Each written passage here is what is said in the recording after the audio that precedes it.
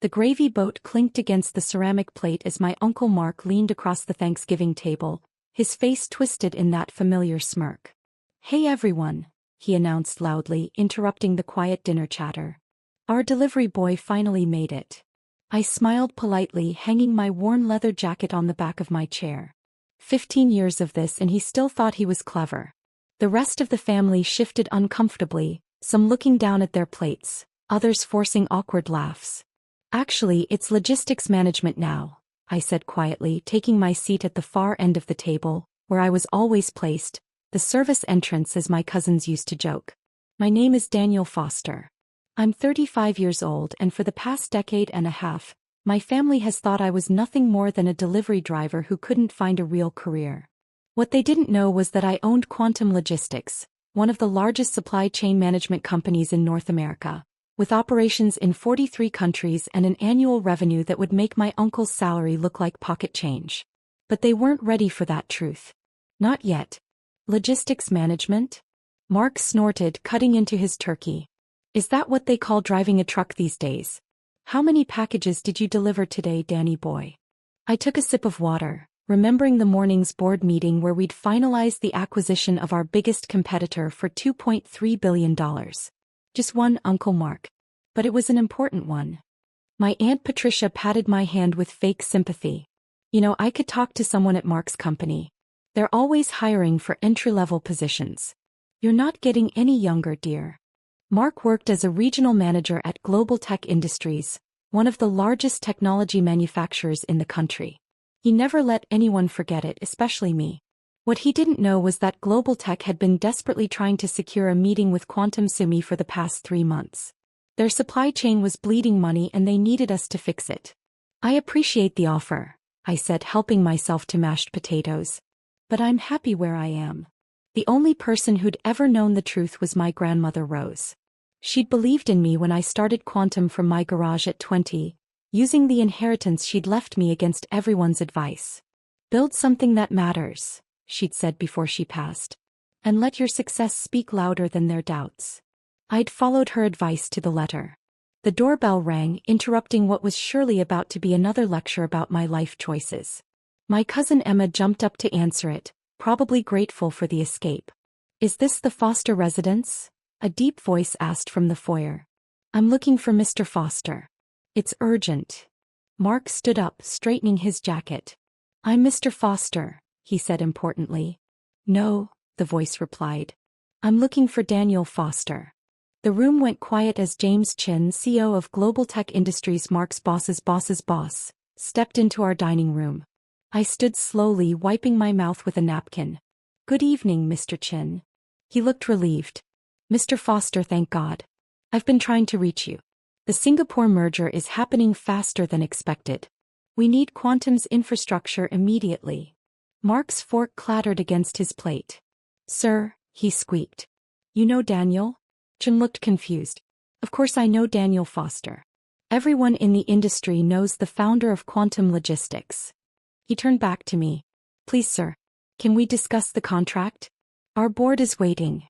The turkey wasn't the only thing that got roasted that Thanksgiving. Monday morning arrived with the weight of 15 years of silence. I stood in my corner office on the 50th floor of Quantum Tower, adjusting my Brioni suit, a far cry from the delivery uniform my family thought I wore daily. The morning headlines flashed across my screens. Quantum Logistics to acquire Global Tech's supply chain in $4.8 billion deal. Tech giant bows to Delivery King. Industry's biggest merger. Daniel Foster, the silent billionaire revolutionizing global logistics. My phone had been exploding since the press release. "Mom, Daniel, please call me." "The news." "I don't understand." "Mark, Danny, about today's meeting. We're family. Let's talk first." Various cousins. "Hey cuz. Remember when we used to play as kids?" Sarah entered, stunning in her executive attire. "Your uncle's here. He's been in the lobby for 2 hours. How's he looking?" "Like a man who just realized he's been mocking his boss for 15 years. She handed me a tablet. "The audit results are worse than we thought. His division has been hemorrhaging money for years. The creative accounting wasn't just inefficiency, it was deliberate." I scrolled through the numbers, feeling a heaviness in my chest. He falsified delivery data to hide system failures. 300 families lost their jobs because of his cover-up. The board's waiting. Chin looks ready for blood. I nodded, straightening my tie. Send Mark up. 5 minutes later, my uncle entered. Gone was the arrogant smirk, replaced by something between terror and desperate hope. He'd clearly rushed out to buy a new suit. The price tag was still visible on the sleeve. Danny, he started, then corrected himself. Mr. Foster. If I could explain. Sit. He sat. Do you remember Grandma Rose's funeral? I asked quietly. He blinked at the unexpected question. What? When I tried to tell your children about their grandmother's investment in Quantum, you said I was making up stories to seem important. I didn't know. You told everyone I was disrespecting her memory. I turned my screen around, showing him the trust account. She invested $50,000, her entire savings. That investment is now worth $40 million. Your children's inheritance, which you mocked as delivery boy fantasies. Mark's face went ash gray. Daniel, please. That's not why you're here. I pulled up the audit results. Explain this. As he looked at the numbers, whatever remaining color in his face drained away. I can fix this, he whispered. Just give me time. 300 people lost their jobs, Mark. Families lost their homes. All while you bragged at Thanksgiving dinners about your corporate success. I had to maintain appearances, he burst out. Everyone expected me to be successful. You don't understand the pressure. The pressure of pretending? I stood up. No, I wouldn't understand that. I was too busy actually succeeding. The intercom buzzed. Mr. Foster, the board is ready. We're done here. I gathered my papers. HR has your separation package.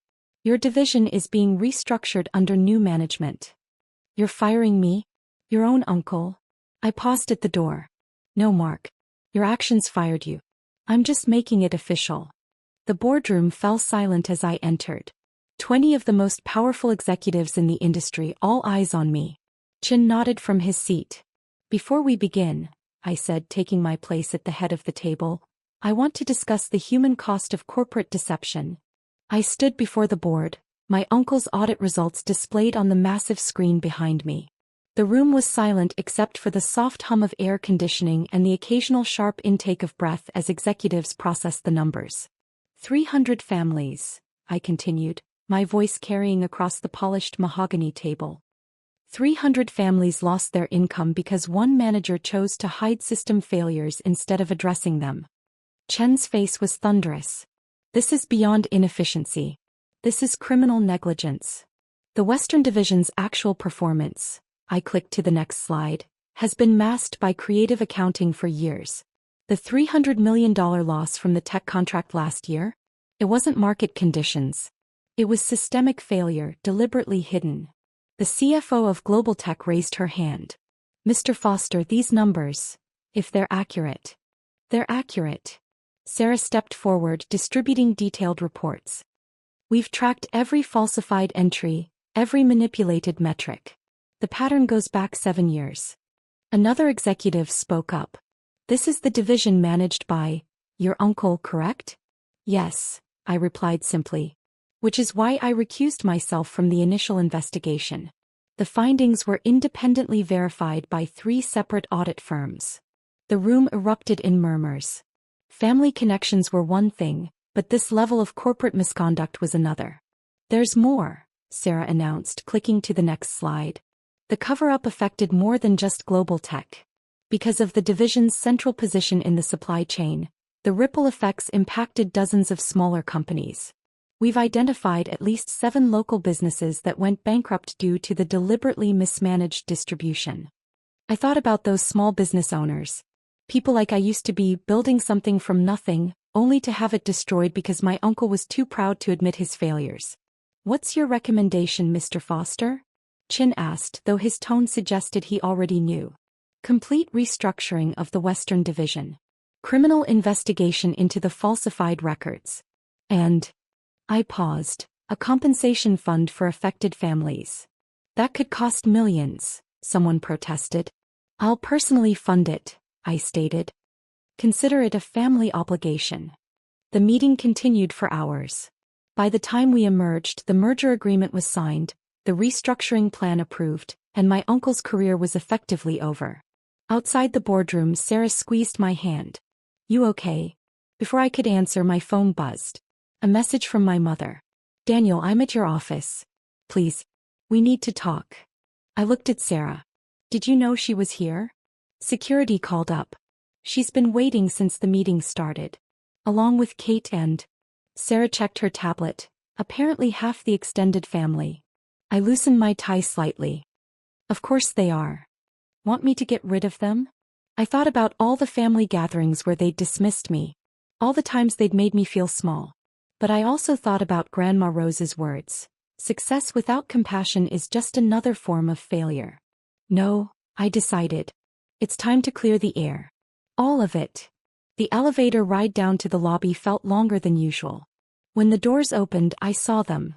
My mother, sister, and various relatives, all looking out of place among the marble columns and modern art of Quantum's headquarters. My mother stepped forward first, her eyes red from crying. "Daniel, the news, all these years. Perhaps we should talk somewhere private," I suggested, noting the curious glances from employees passing by.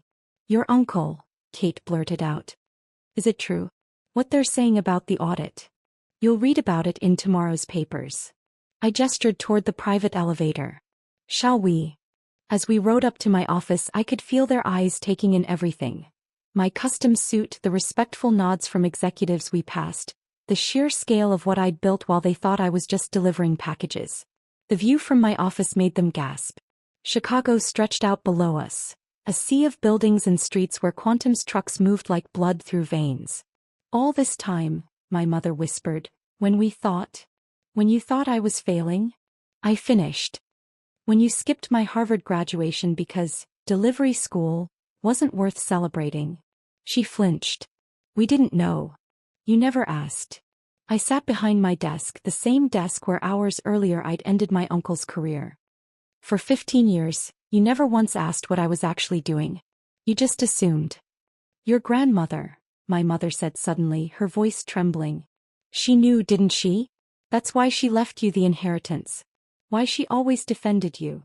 I opened my desk drawer and pulled out a worn envelope, Grandma Rose's last letter to me, delivered after her death. I'd never shown it to anyone except Sarah. "She did more than know," I said, unfolding the letter. "She was my first investor. The only person who believed this wasn't just a delivery boy's fantasy." Kate stepped forward. "Daniel, about all those times Don't," I interrupted. "This isn't about apologies. It's about truth. All of it." I pressed a button on my desk and the wall-mounted screens came to life, displaying Quantum's global operations. Red dots pulsed across digital maps, showing real-time deliveries, transactions, and data flows. "Every 3 seconds," I explained, "our systems process more money than Mark made in a year. Every minute we move more packages than I delivered in my entire time as an actual delivery driver. And every hour, we generate more revenue than our entire family's combined net worth." My mother sank into a chair. "But why didn't you tell us? Would you have believed me?" I stood, walking to the window. "When I tried to explain my software ideas, you said I was wasting time. When I worked through holidays to build this company, you said I was avoiding real work. When I made my first million, Mark told everyone I was lying about having a pretend company." "We were wrong," Kate whispered. "Yes, you were." I turned back to face them. But that's not why I stayed quiet. I kept silent because Grandma Rose taught me something valuable. True success doesn't need announcements. It speaks for itself. My phone buzzed, a message from Sarah. "Board approved the compensation fund. Press conference in an hour." "I have a press conference soon," I told my family. "We're announcing a fund to help the families hurt by Mark's actions." "How bad is it?" Kate asked. "What Mark did?" I pulled up the audit summary. As they read through it, their expressions shifted from confusion to horror. 300 families, my mother breathed. All those people lost everything because Mark was too proud to admit he was failing. I closed the file. "Pride seems to run in our family. What happens now?" Kate asked. "Now. I checked my watch. Now I have to go tell the world that while one foster destroyed families to maintain appearances, another foster will make it right. I paused. And then maybe we can talk about what family really means. And Mark. Mark made his choices. Just like I made mine 15 years ago when everyone told me I was throwing my life away on a delivery job. As if on cue, my office door opened and Sarah entered, tablet in hand. Daniel, they're ready for us downstairs. The compensation fund announcement.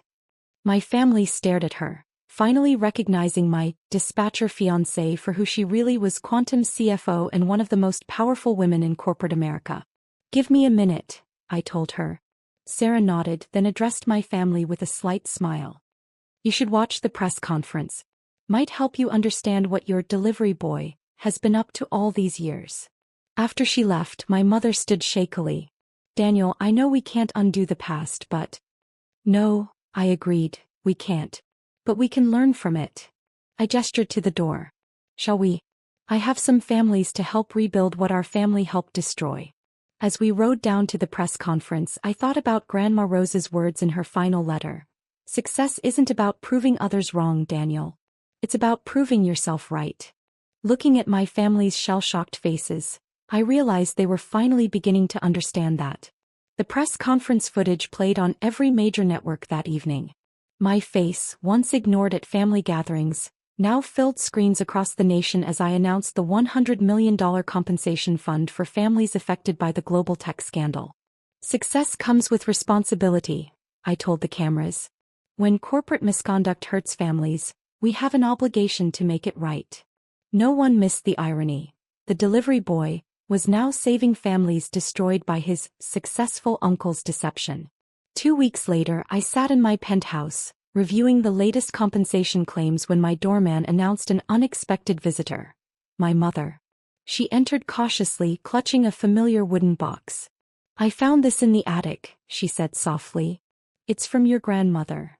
The box was dusty but intact. Inside, I found stacks of papers. My original business plans, early quantum algorithms scribbled on napkins, and dozens of letters between Grandma Rose and various investors. She kept everything, my mother whispered. Every idea you shared, every plan you made. She believed in you when none of you did. I pulled out a yellowed envelope marked for Daniel's family, open when they finally see. Inside was a letter dated just days before her death. To my beloved but blind family. If you're reading this, you've finally discovered what I've known all along, that success doesn't always wear a suit and tie, and true vision doesn't need validation. Daniel came to me 15 years ago with more than a dream. He had a revolution in his hands, written in code and logistics algorithms that would change the world. While you mocked his delivery job, he was studying supply chain patterns. While you dismissed his computer games, he was building the future. I invested not just my savings but my faith in him. Today that investment has grown beyond money. It grew into proof that sometimes the greatest success stories are written in silence. To my children and grandchildren, your brother, your uncle, your cousin whom you dismissed, he wasn't delivering packages. He was building an empire. And he did it not to prove you wrong but to prove himself right. Learn from this. Success isn't measured by who shouts the loudest, but by who works the smartest. With love and hope for understanding, Rose. My mother's hands trembled as she finished reading. There's more, she said, pulling out a stack of stock certificates. She left shares for everyone in the family. We never knew. Because no one checked, I finished. The same way no one checked what I was really building all these years. Sarah joined us carrying more files. The compensation fund is fully operational. We've already helped 50 families restart their businesses. My mother looked at Sarah with new eyes, finally seeing her as more than just a dispatcher. You too. You built all this together? Sarah was my first hire, I explained. Harvard Business School graduate who believed in the crazy idea that a delivery driver could revolutionize global logistics. She saw what our family couldn't or wouldn't see. The wedding, my mother started hesitantly. Will you still? Yes, Sarah answered. But not at the country club Mark suggested. We're having it at the community center we built for the families affected by the scandal. Success isn't just about making money, it's about making a difference. Just then my phone buzzed. A message from one of the families we'd helped. Their small business was reopening tomorrow, stronger than before. That's what real success looks like, I told my mother, showing her the message. Not the fancy cars or office towers. It's about building something that matters. As if to punctuate my point, a quantum truck passed by the window below, carrying not just packages but possibilities. Just like I used to do before I built an empire that proved success doesn't need announcements. It just needs belief. Your grandmother, my mother said quietly, she would be so proud. No, I corrected gently. She was already proud. She just waited for everyone else to catch up. And in that moment, surrounded by the proof of 15 years of silent success, I realized Grandma Rose had been right all along. True achievement doesn't need validation from others. It simply needs the courage to believe in yourself when no one else will.